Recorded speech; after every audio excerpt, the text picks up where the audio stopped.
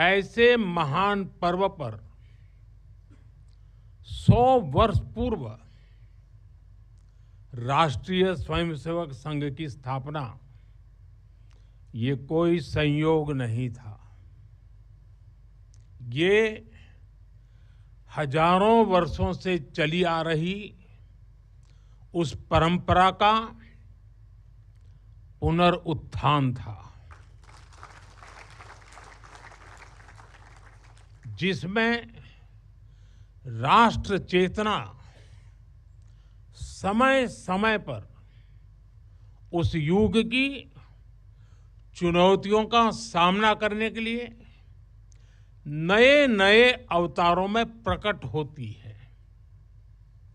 इस युग में संघ उसी अनादि राष्ट्र चेतना का पुण्य अवतार है।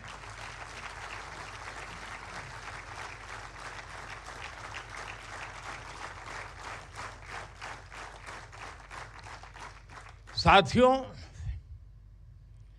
यह हमारी पीढ़ी के स्वयंसेवकों का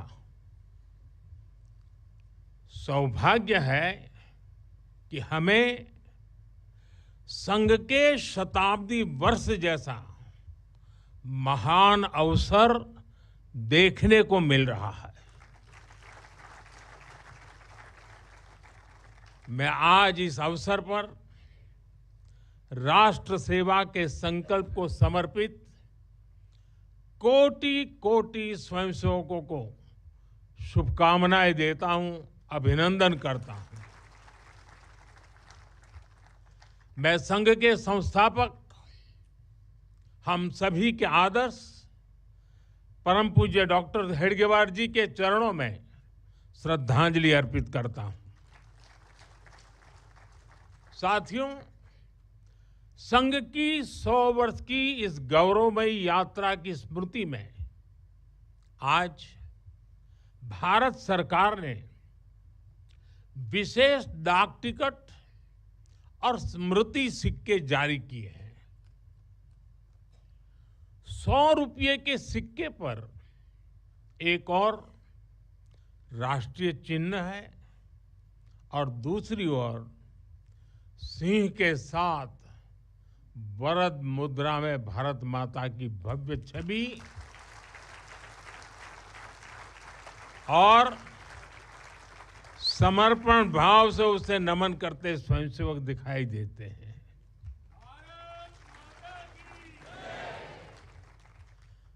भारतीय मुद्रा पर भारत माता की तस्वीर संभवतः स्वतंत्र भारत के इतिहास में पहली बार ऐसा हुआ है।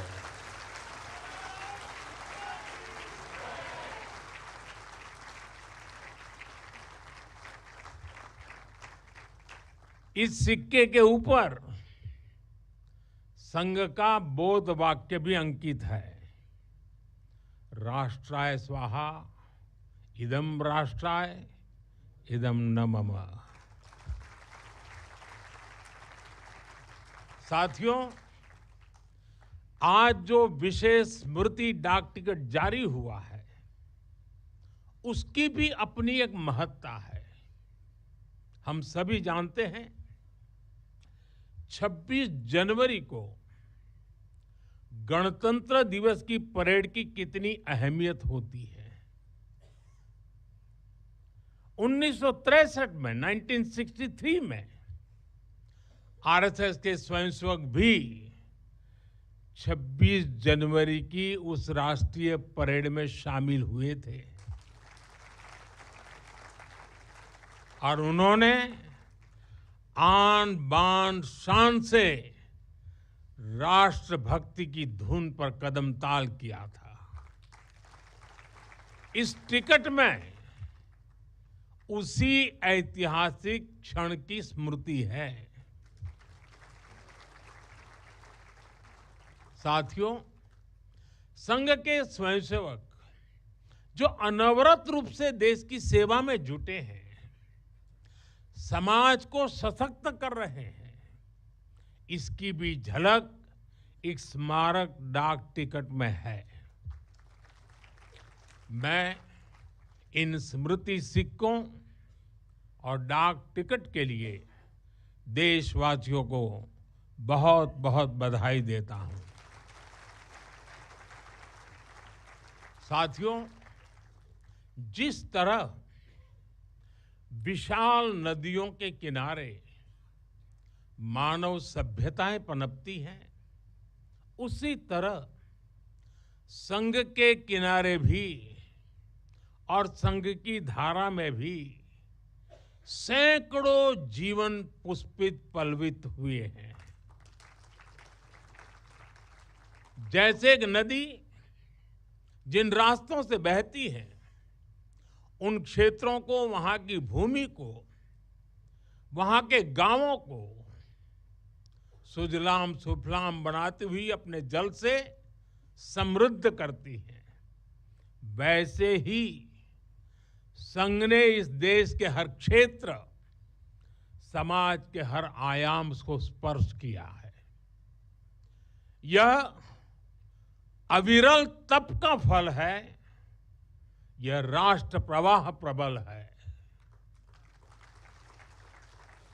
साथियों, जिस तरह एक नदी कई धाराओं में खुद को प्रकट करती है, हर धारा अलग अलग क्षेत्र को पोषित करती है, संघ की यात्रा भी ऐसी ही है।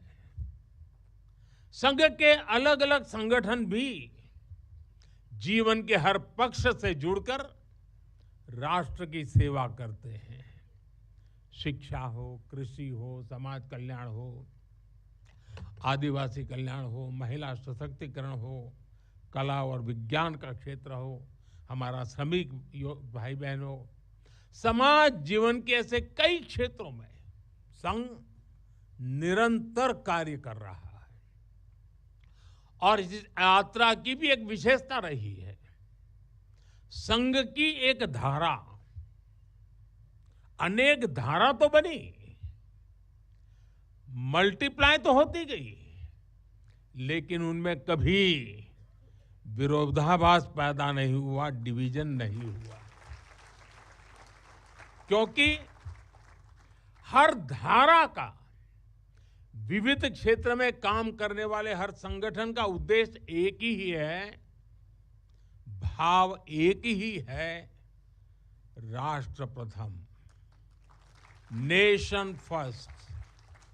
साथियों, अपने गठन के बाद से ही राष्ट्रीय स्वयंसेवक संघ विराट उद्देश्य लेकर चला, और ये उद्देश्य रहा राष्ट्र निर्माण।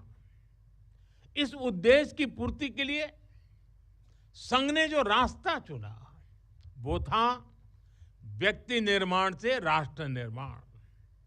और इस रास्ते पर सतत चलने के लिए जो कार्यपद्धति चुनी, वो थी नित्य नियमित चलने वाली शाखा।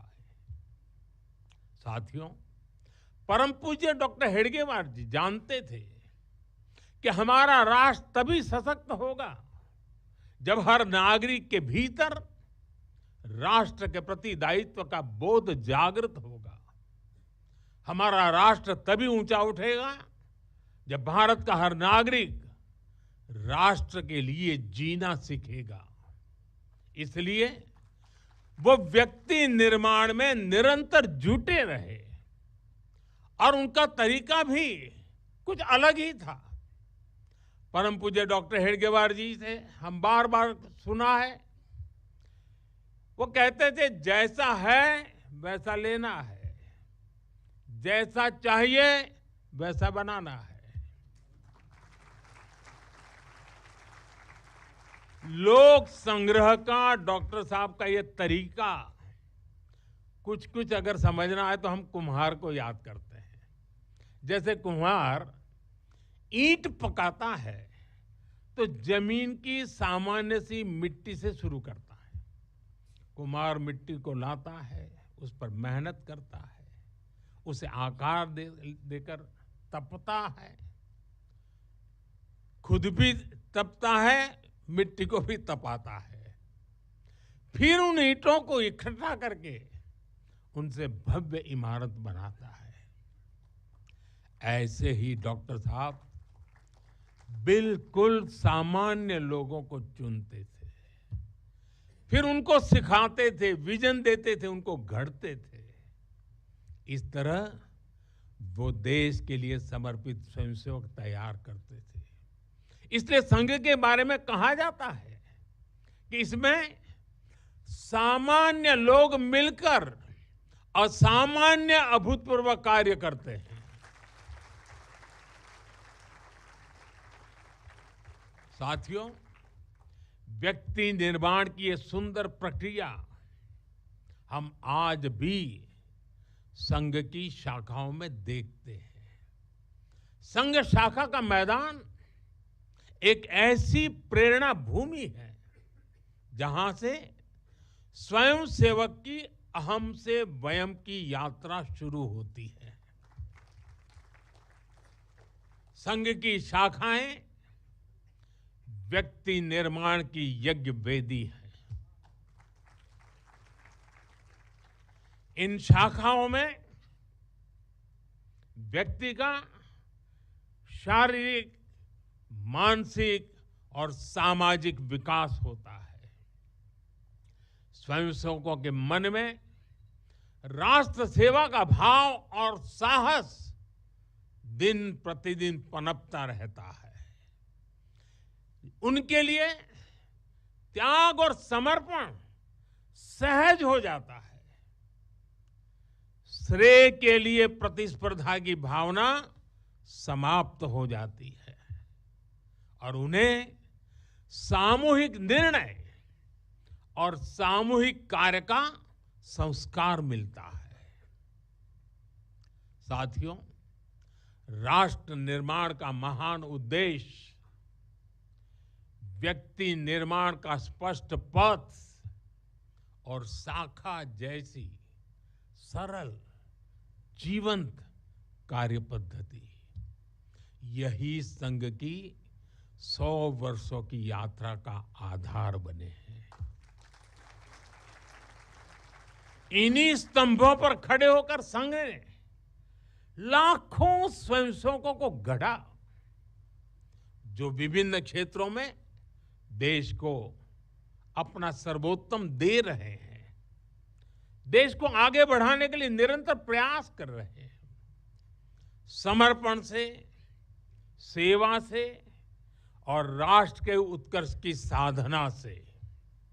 साथियों, संघ जब से अस्तित्व में आया,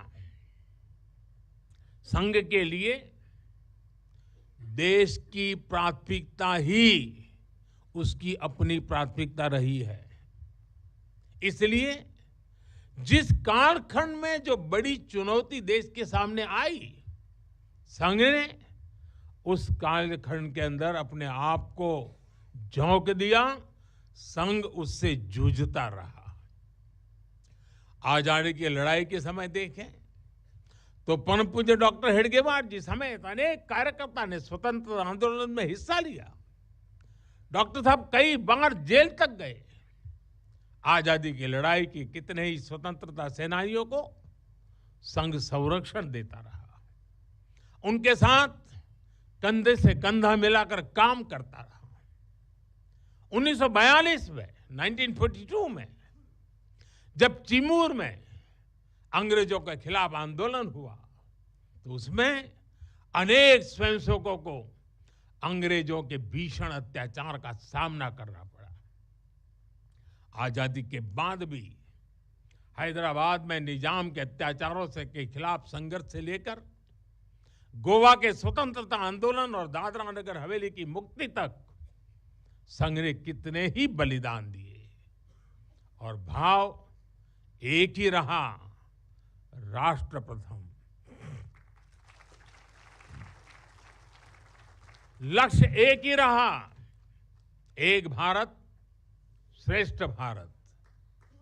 साथियों, राष्ट्र साधना की इस यात्रा में ऐसा नहीं है कि संघ पर हमले नहीं हुए। संघ के खिलाफ साजिशें नहीं हुई। हमने देखा है कैसे आजादी के बाद भी संघ को कुचलने का प्रयास हुआ, मुख्य धारा में आने देने का और उसे न आने से रोकने का अनगिनत षड्यंत्र हुए। परम पूज्य गुरु जी को झूठे केस में फंसाया गया, उन्हें जेल तक भेज दिया गया। लेकिन जब पूज्य गुरु जी जेल से बाहर आए तो उन्होंने सहज रूप से कहा, और शायद इतिहास की तवारीख में ये भाव, ये शब्द एक बहुत बड़ी प्रेरणा है। तब परम पूज्य गुरु जी ने बहुत सहजता से कहा था, कभी कभी जीभ दांतों के नीचे आकर दब जाती है, कुचल भी जाती है, लेकिन हम दांत नहीं तोड़ देते,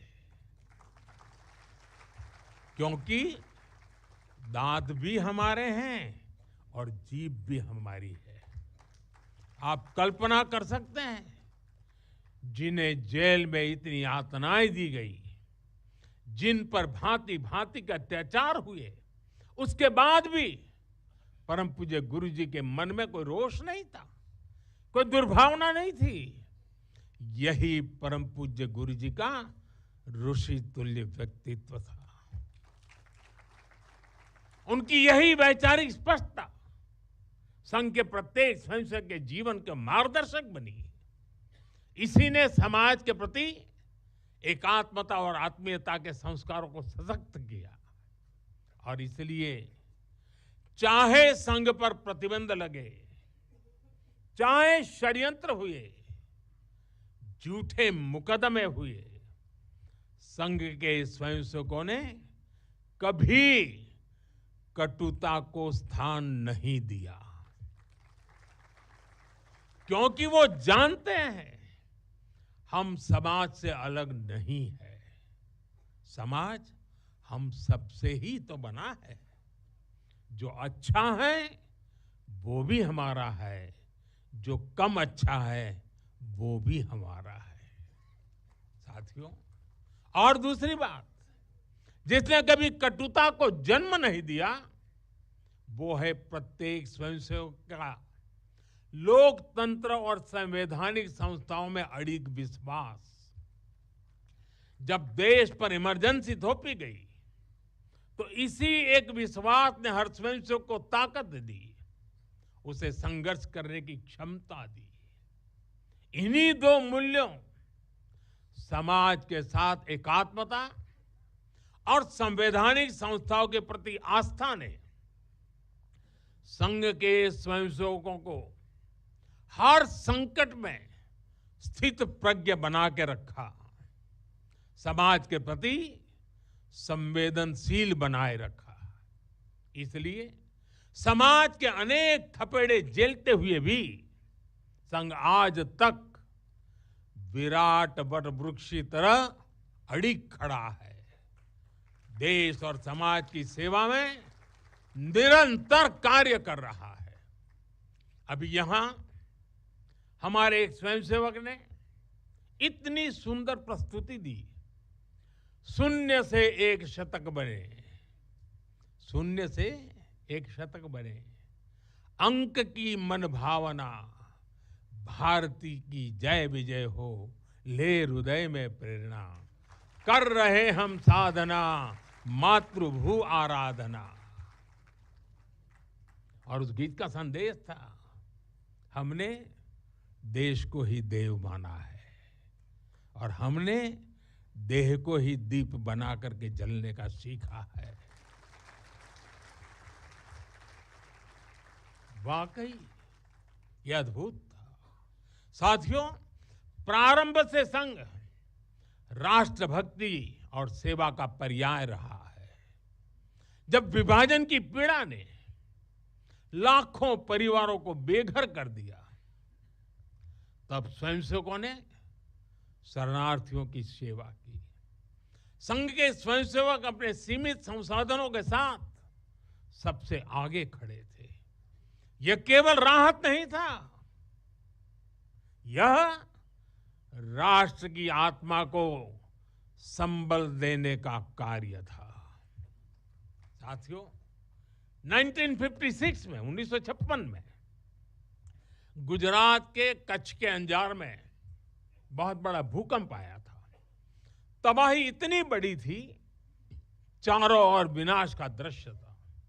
उस समय भी संघ के स्वयंसेवक राहत और बचाव में जुटे थे। तब परम पूज्य गुरु जी ने गुजरात के वरिष्ठ संघ के प्रचारक वकील साहब को, जो उस समय गुजरात का कार्य संभालते थे, उन्हें एक पत्र लिखा था। उन्होंने लिखा था, किसी दूसरे के दुख को दूर करने के लिए निस्वार्थ भाव से खुद कष्ट उठाना एक श्रेष्ठ हृदय का परिचायक है। साथियों, खुद कष्ट उठाकर दूसरों के दुख हरना, ये हर स्वयंसेवक की पहचान है। याद करिए 1962 के युद्ध का वो समय, संघ के स्वयंसेवकों ने दिन रात खड़े रहकर सेना की मदद की, उनका हौसला बढ़ाया, सीमा पर बसे गांवों में मदद पहुंचाई। 1971 में लाखों शरणार्थी पूर्वी पाकिस्तान से भारत की धरती पर आए। उनके पास न घर था न साधन। उस कठिन घड़ी में स्वयंसेवकों ने उनके लिए अन्न जुटाया, आश्रय दिया, स्वास्थ्य सेवाएं पहुंचाई, उनके आंसुओं को पोंछा, उनकी पीड़ा को साझा किया। साथियों, एक बार, और हम जानते हैं 1984 सिखों के खिलाफ जो कत्लेआम चलाया गया था, अनेक सिख परिवार संघ के स्वयंसेवकों के घरों में आकर के आश्रय ले रहे थे। यह स्वयंसेवकों का स्वभाव रहा है। साथियों, एक बार पूर्व राष्ट्रपति डॉक्टर एपीजे अब्दुल कलाम चित्रकूट गए थे। वहां उन्होंने नानाजी देशमुख जिस कार्य को कर रहे थे, उस आश्रम स्थान को देखा था, वहां के सेवा कार्य देखे, वो हैरान रह गए थे। उसी प्रकार से पूर्व राष्ट्रपति प्रणब मुखर्जी भी ने जब नागपुर गए तो वो भी संघ के अनुशासन, संघ की सादगी, उसको देखकर बहुत प्रभावित हुए थे। साथियों, आज भी आप देखें, पंजाब की बाढ़, हिमाचल उत्तराखंड की आपदा, केरल के वायनाड की त्रासदी, हर जगह स्वयंसेवक सबसे पहले पहुंचने वालों में से एक रहते हैं।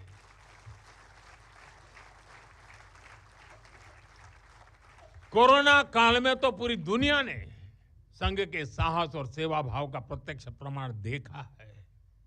साथियों, अपनी 100 वर्ष की इस यात्रा में संघ का एक बड़ा काम ये रहा है, उसने समाज के अलग अलग वर्गों में आत्मबोध जगाया, स्वाभिमान जगाया। और इसके लिए संघ देश के उन क्षेत्रों में भी कार्य करता रहा है जो दुर्गम है, जहां पहुंचना सबसे कठिन है।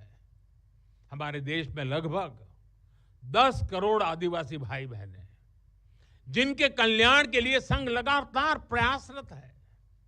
लंबे समय तक सरकारों ने उन्हें प्राथमिकता नहीं दी, लेकिन संघ ने उनकी संस्कृति, उनके पर्व, उत्सव, उनकी भाषा और परंपराओं को सर्वोच्च प्राथमिकता दी। सेवा भारती, विद्या भारती, एकल विद्यालय, वनवासी कल्याण आश्रम आदिवासी समाज के सशक्तिकरण का स्तंभ बनकर के उभरे। आज हमारे आदिवासी भाई बहनों में जो आत्मविश्वास आया है, वो उनके जीवन में बदल रहा है। साथियों, संघ दशकों से आदिवासी परंपराओं, आदिवासी रीति रिवाजों, आदिवासी मूल्यों को सहज ने संवारने में अपना सहयोग देता रहा है, अपना कर्तव्य निभा रहा है। उसकी तपस्या ने भारत की सांस्कृतिक पहचान सुरक्षित रखने में बड़ी भूमिका निभाई है। मैं देश के दूर सुदूर कोने कोने में आदिवासियों का जीवन आसान बनाने में लगे संघ के लाखों स्वयंसेवकों की भी सराहना करूंगा। साथियों, समाज में सदियों से गर्क कर चुकी जो बीमारियां हैं, जो ऊंच नीच की भावना है, जो कुप्रथाएं हैं, छुआछूत जैसी गंदगी भरी पड़ी है, ये हिंदू समाज की बहुत बड़ी चुनौती रही है। एक ऐसी गंभीर चिंता है जिस पर संघ लगातार काम करता रहा है। एक बार महात्मा गांधी जी वर्धा में संघ के शिविर में गए थे। उन्होंने भी संघ में समता, ममता, समरसता, समभाव, मम भाव, ये जो कुछ भी देखा उसकी खुलकर तारीफ की थी।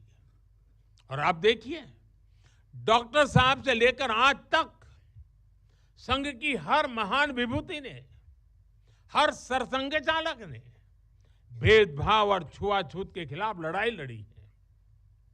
परम पूज्य गुरु जी ने निरंतर न हिंदू पतितो भवेत की भावना को आगे बढ़ाया। यानी हर हिंदू एक ही परिवार है, कोई भी हिंदू कभी पतित या नीचा नहीं हो सकता। पूज्य बाला साहब देवव्रत जी के शब्द भी हम सबको याद है। वो कहते थे, छुआछूत अगर पाप नहीं, छुआछूत अगर पाप नहीं तो दुनिया में कोई पाप नहीं है। सरसंघ चालक रहते हुए पूज्य रज्जू भैया जी और पूज्य सुदर्शन जी ने भी इसी भावना को आगे बढ़ाया। वर्तमान सरसंघ चालक आदरणीय मोहन भागवत जी ने भी समरसता के लिए समाज के सामने स्पष्ट लक्ष्य रखा है और गांव-गांव तक इस बात की ज्योत जगाई है। क्या है वो? उन्होंने कहा, एक कुआं, एक मंदिर और एक श्मशान। इसे लेकर संघ देश के कोने कोने में गया है। कोई भेदभाव नहीं, कोई मतभेद नहीं, कोई मनभेद नहीं। यही समरसता का आधार है, यही सर्वसमावेशी समाज का संकल्प है। और संघ इसी को निरंतर नई शक्ति दे रहा है, नई ऊर्जा दे रहा है। साथियों, जब 100 साल पहले संघ अस्तित्व में आया था तो उस समय की आवश्यकताएं, उस समय के संघर्ष कुछ और थे। तब हमें सैकड़ों वर्षों की राजनीतिक गुलामी से मुक्ति पानी थी, अपने सांस्कृतिक मूल्यों की रक्षा करनी थी। लेकिन आज 100 वर्ष बाद जब भारत विकसित होने की तरफ बढ़ रहा है, जब भारत दुनिया की तीसरी सबसे बड़ी इकोनॉमी बनने जा रहा है,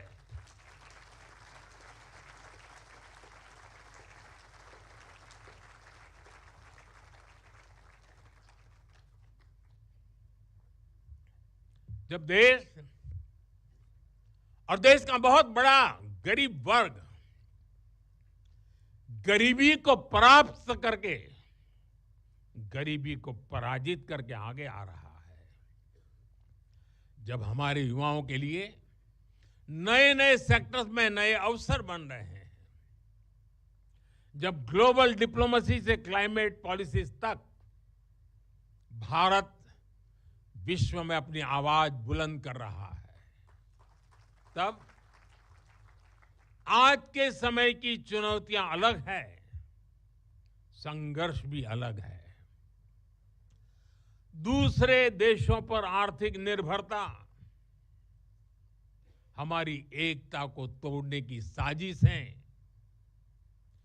डेमोग्राफी में बदलाव के षड्यंत्र। एक प्रधानमंत्री के नाते मैं नम्रतापूर्वक कहूंगा कि मुझे बहुत संतोष है कि हमारी सरकार इन चुनौतियों से तेजी से निपट रही है।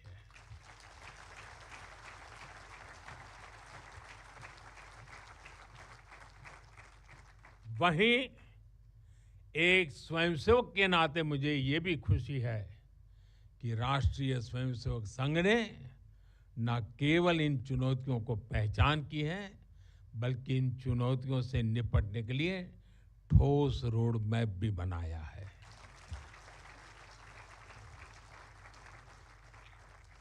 अभी माननीय दत्ता जी ने जिन चीजों का उल्लेख किया, मैं अपने तरीके से फिर से एक बार उसका उल्लेख करना चाहूंगा।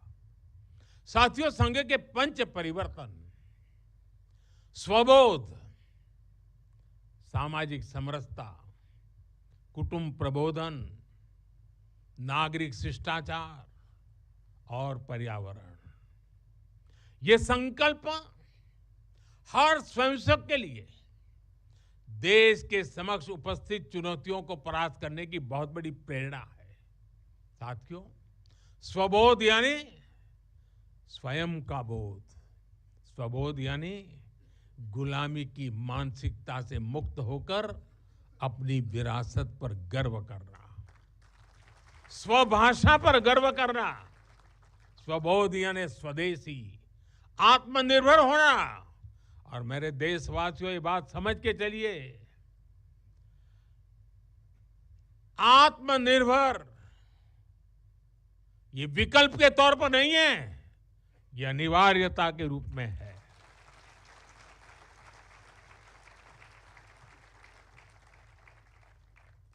हमें स्वदेशी के अपने मूल मंत्र को समाज का संकल्प बनाना है। हमें वोकल फॉर लोकल के अभियान को उसकी सफलता के लिए वोकल फॉर लोकल ये हमारा निरंतर एक नई ऊर्जा प्रदान करने वाला घोषवाक्य होना चाहिए, प्रयास होना चाहिए।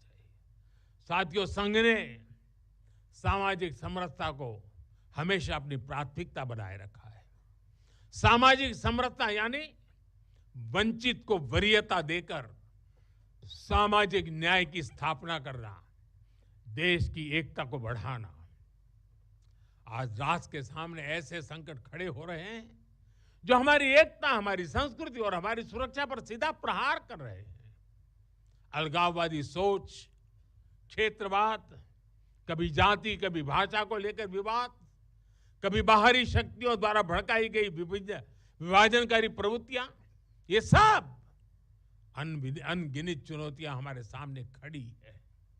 भारत की आत्मा हमेशा विविधता में एकता ही रही है। अगर इस सूत्र को तोड़ा गया तो भारत की शक्ति भी कमजोर होगी और इसलिए हमें इस सूत्र को निरंतर जीना है, उसे मजबूती देनी है। साथियों, सामाजिक समरसता को आज डेमोग्राफी में बदलाव के षड्यंत्र से, घुसपैठियों से भी बड़ी चुनौती मिल रही है। यह हमारी आंतरिक सुरक्षा और भविष्य की शांति से भी जुड़ा हुआ प्रश्न है और इसलिए मैंने लाल किले से डेमोग्राफी मिशन की घोषणा की है।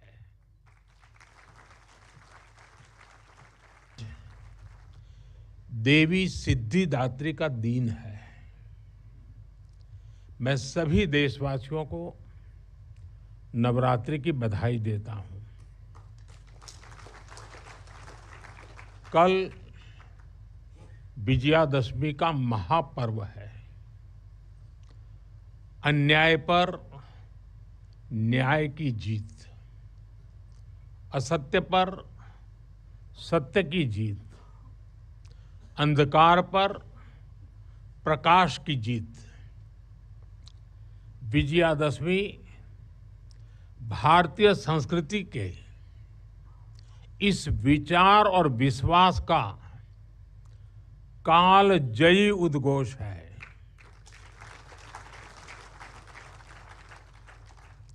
ऐसे महान पर्व पर 100 वर्ष पूर्व राष्ट्रीय स्वयंसेवक संघ की स्थापना ये कोई संयोग नहीं था। ये हजारों वर्षों से चली आ रही उस परंपरा का पुनरुत्थान था,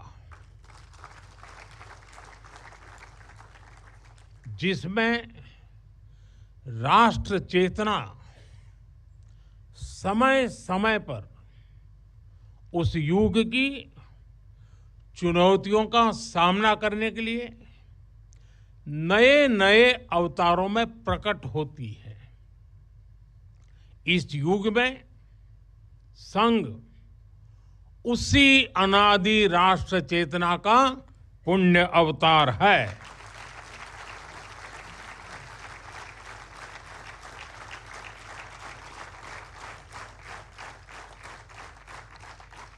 साथियों,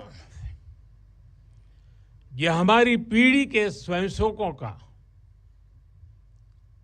सौभाग्य है कि हमें संघ के शताब्दी वर्ष जैसा महान अवसर देखने को मिल रहा है। मैं आज इस अवसर पर राष्ट्र सेवा के संकल्प को समर्पित कोटि कोटि स्वयंसेवकों को शुभकामनाएं देता हूं, अभिनंदन करता हूं। मैं संघ के संस्थापक हम सभी के आदर्श परम पूज्य डॉक्टर हेडगेवार जी के चरणों में श्रद्धांजलि अर्पित करता हूं। साथियों, संघ की 100 वर्ष की इस गौरवमयी यात्रा की स्मृति में आज भारत सरकार ने विशेष डाक टिकट और स्मृति सिक्के जारी किए हैं। 100 रुपये के सिक्के पर एक और राष्ट्रीय चिन्ह है और दूसरी ओर सिंह के साथ वरद मुद्रा में भारत माता की भव्य छवि और समर्पण भाव से उसे नमन करते स्वयंसेवक दिखाई देते हैं।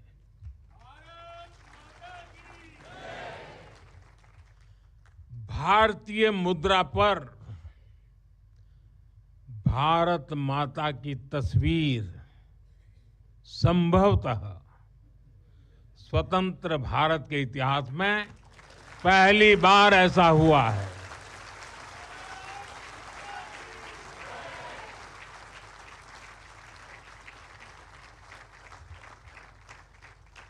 इस सिक्के के ऊपर संघ का बोध वाक्य भी अंकित है। राष्ट्राय स्वाहा इदं राष्ट्राय इदं न मम।